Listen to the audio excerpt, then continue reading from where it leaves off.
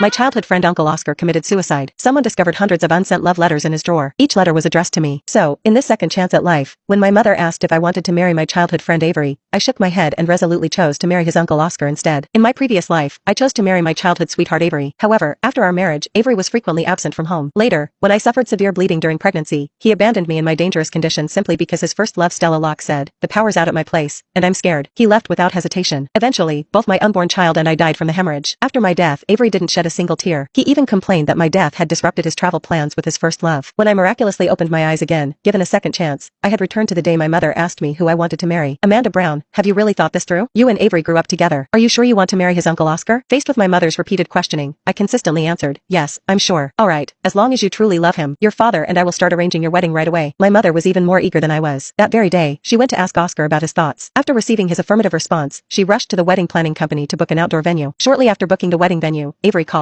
His voice was filled with impatience. "Amanda, have you no shame? You initially forced our elders to arrange our marriage, and now you've gone behind my back and booked a wedding venue? Don't you have any modesty as a woman? Are you that desperate to get married? Amanda, you're desperate. Cheap behavior makes me utterly despise you." I pressed my lips tightly together, pausing briefly before explaining, "Avery, I never intended to marry you in this lifetime. The person I want to marry is." But he didn't give me a chance to finish, interrupting me with a cold laugh. "Amanda, so you've learned to play hard to get now. Why didn't I see through your true intentions earlier? Even if you plan the wedding perfectly, what difference does it make? I love Stella, and she's the only one I'll ever marry. My heart belongs entirely to Stella. Your pathetic actions only disgust me to my core." With that, he hung up, leaving me to swallow the explanation I wanted to give. Never mind. Soon enough, he'd discover that I wasn't planning to marry him at all. My family and the Johnson family had been close associates for generations, a traditional relationship highly valued in our community. Avery and I grew up in the same residential compound, truly childhood sweethearts who shared everything. After we celebrated Christmas that year, our parents arranged our marriage, following the traditional custom of family-arranged unions. But in my previous life, he suddenly proposed canceling our engagement to marry someone else. I refused to agree, which led to a huge argument. Although I eventually married Avery as I wished, he rarely came home after our wedding. When I finally became pregnant, he moved in with Stella, and I barely saw him except during family gatherings. As my due date approached, the senior family members who traditionally had authority in family matters forced me to return home. However, on the first night back, we had a fierce argument that caused me to hemorrhage severely. I was terrified and begged Avery to take me to the hospital, but one phone call from Stella was enough to make him leave. In the end, both my unborn child and I died. My poor baby never even had a chance to see this world. After my death, Avery didn't even attend my funeral, immediately taking Stella on vacation instead. My parents, heartbroken, fell ill from grief and passed away shortly after. My family's assets ultimately fell into Avery's hands, while he and Stella grew old together, surrounded by children and grandchildren. In my previous life, my decision to marry Avery led to a devastating tragedy, resulting in the loss of both my family and my life. In this life, I absolutely cannot make the same mistake. I must protect those who truly love me. After we finalized the wedding venue, my mother kept urging me to pick out a wedding dress. Oscar Hunter had already selected our wedding rings abroad, designed by one of the most renowned international designers. Since he was negotiating business overseas and couldn't return immediately, he sent me a black card as an apology. I had reserved the latest wedding dress from Christmas, a high-end designer brand, which had just been airshipped this morning. The store assistant called to invite me for a fitting, but as soon as I walked into the bridal shop, I saw Avery sitting in the waiting area. When he looked up and saw me, his brows immediately furrowed tightly. "What are you doing here?" I answered softly, trying on a wedding dress. Perhaps my expression was too calm, as he seemed surprised before scoffing. "Amanda, are there really no other men in this world? Do you absolutely have to marry me?" I stared at this all too familiar face before me, a bitter smile forming at the corner of my lips. I simply couldn't connect this man with the Avery who once carried me on his back when I had stomach pains, desperately running through pouring rain. Ever since Stella appeared, he was no longer the Avery who had carefully protected me. Fortunately, in this life, I finally didn't have to be entangled with him anymore. I looked at him calmly and responded coolly, "Avery, I told you, I'm not going to marry you. You're right, there are other men in this world, and I won't cling to you anymore." With that, I walked straight into the wedding dress display area without giving him another glance. However, before I could get far, Avery suddenly grabbed my wrist with a quick, jerking motion, his tone severe. "Amanda, what exactly are you trying to do?" I struggled to break free, but his grip was too strong. I sighed helplessly. "Avery, what do you want?" I said, "I'll never want to marry you in this lifetime, and I won't bother you anymore." "Isn't that exactly what you want?" He glared at me with a cold smile. "You deliberately chose today to try on wedding dresses, and you say you don't want to marry me?" He glanced toward the fitting room, his eyes full of love. "Stella is the only woman I'll ever love. Give up already. I told my family last night that I'm canceling our engagement. Even if my entire family disagrees, I'm going to marry Stella, no matter the cost." The cost Avery mentioned was simply giving up everything the Johnson family had given him. He had started his own company, which was doing fairly well, but compared to the Johnson family enterprises, it was nothing. I smiled politely and said softly, "Well, I wish you both happiness. Don't worry, I'm getting married to someone else soon, so our engagement is already void." I gestured for Avery to let go, but he kept staring at me, refusing to release my wrist. "Amanda, what game are you playing now? Who else could you possibly marry besides me?" My wrist hurt from his grip, bringing tears to my eyes. Just then, Stella walked out. She exclaimed in surprise, "Avery, what are you two doing?" Avery immediately released my hand and rushed to Stella's side, trying to take her hand. When Stella instinctively pulled away, he quickly understood and softened his tone, saying, "I'll go wash my hands thoroughly in the restroom. Wait for me." Stella and I locked eyes, and hers were filled with undisguised contempt and triumph. That's when I noticed she was wearing the wedding dress I had reserved. The store assistant who followed her out called anxiously, "Ms. Locke, this dress has already been reserved by by someone else. Please look at other styles. We just received several new designs by Air this morning. Stella glared at the assistant angrily and said in a harsh tone, my fiancé is the future heir of the Johnson family and is very close with your boss. My fiancé said I can try on whatever I want. He can afford it. Besides, this dress was only reserved, not purchased. Why can't I try it on? She turned to me with malice. Right, Amanda? Even marriages can be called off, let alone a reserved wedding dress. The assistant finally noticed my arrival and was nearly in tears. I'm so sorry, Ms. Brown. This dress just arrived this morning, and I didn't have time to put it away before Ms. Locke tried it on. I didn't want to make things difficult for the assistant, and besides, I no longer wanted a dress someone else had worn. I smiled nonchalantly at the assistant. It's fine. If Ms. Locke likes it, let her have it. You received your store's crown jewel this morning too, right? Take me to see that one. I patted the black card in my bag. Since my future husband was so eager for me to spend his money, I'd indulge him just this once. Avery came out just in time to hear my words. He looked at me coldly. Amanda, can you stop embarrassing yourself? I said I'm marrying Stella, not you. Why are you making a fool of yourself? And do you even know how much that crown jewel costs? 10 million. How could you possibly afford it? I smiled, took out the black card, and handed it to the assistant. No need to try it on. I'll take it. I turned and left, with Avery's shocked expression and Stella's jealous glare following me. That evening, I had a video call with Oscar. This was my first time talking face-to-face with him since my rebirth, and I felt somewhat nervous. We agreed to go to the Civil Affairs Bureau to get our marriage certificate on the morning of his return. Although we were about to become husband and wife, I still found it a bit amusing, considering we barely knew each other. Avery called immediately after, interrogating me. Amanda, where did you get the money to buy such an expensive wedding dress? You haven't been doing something shady behind my back, have you? And your behavior at the bridal shop today was deliberately targeting Stella, wasn't it? Didn't I warn you to stop bothering my fiancé? You've been busy preparing for a wedding these past few days just to force me to marry you, right? Let me tell you, no matter what you do, I will never marry you. I had just finished my call with Oscar and was in a good mood, but Avery completely ruined it. Irritated to my core, I snapped back. Avery, this is the last time I'm explaining this to you. The person I'm marrying is not you. He was driving me absolutely insane, but no matter how I explained, he refused to believe me. That night, Avery updated his Facebook, getting our marriage certificate on the 18th of this month with my first love. All friends are welcome to witness our happiness. Good for them, they were getting their certificate. As fate would have it, Oscar and I had scheduled to get ours on the same day. Avery had been busy taking wedding photos with Stella these past few days, so he hadn't bothered me again. On the day we were to get our certificates, I wore my multi-million yuan wedding dress and waited for Oscar outside the Civil Affairs Bureau. Just thinking about his stunned expression when he would see me made me smile softly. I deliberately waited until after Avery and Stella had gone inside before getting out of my car, as I didn't want any unnecessary trouble on such an important day. But unexpectedly, I couldn't avoid it. Amanda, is that you? A man who entered after me called out, immediately drawing the attention of Avery's group waiting in line ahead. My God, today is Brother G and his wife's big day, and you're dressed so formally? You're truly a dedicated pathetic follower, wearing a wedding dress and chasing him all the way to the Civil Affairs Bureau. Hearing the commotion, Avery walked over. When he saw it was really me, his face darkened with contempt, and he shouted, Amanda, what are you doing here? Dressed like this? How desperate can you be? Do you think I'll marry you if you do this? If that's what you're thinking, you're wasting your time. I will never marry you. The only person I'm marrying is Stella. As he spoke, he pulled Stella close and looked at me provocatively. I was both speechless and amused. I said firmly, I've told you, the person I'm marrying is not you. I'm dressed like this, but not for you. My fiancé will be here any minute, so please stay away from me. His friends burst into laughter, mocking me for going to extremes to marry Avery, joking that I had taken being a desperate admirer to a new level. Amanda, we're all tired of your playing hard to get. Stop dreaming. Brother G is about to get his marriage certificate with his fiancé. If you're that desperate to get married, just pick one of us. Honestly, I'd like to try being Brother G's devoted follower for once. With a disdainful smirk, Avery sneered, you guys are really interested in such a boring, flavorless woman? Forget it. Whoever can get her, she's yours. I wouldn't take her even if she were given to me for free. Hearing Avery's insulting words, my anger boiled over. I raised my hand to slap him, but he caught my wrist. I glared at him fiercely, my eyes burning with rage. Avery, are you incapable of understanding? I've said it before, the person I'm marrying today is not you, and the person I've always wanted to marry was never you. He didn't get angry. Instead, he laughed with cruel amusement. Amanda, who would believe that? You've been dreaming of marrying me since you were 5, and every Christmas for years you've been crazy in love with me, even resorting to forcing a marriage. But now you say you're not marrying me? Fine, tell me then, where's this person you're dressed up for? It's been quite a while, and they're still nowhere to be seen. I yanked my hand away from his grip, my face flushed red. His humiliating words had brought tears to my eyes. Just then, a deep voice sounded from behind me. Avery, let her go.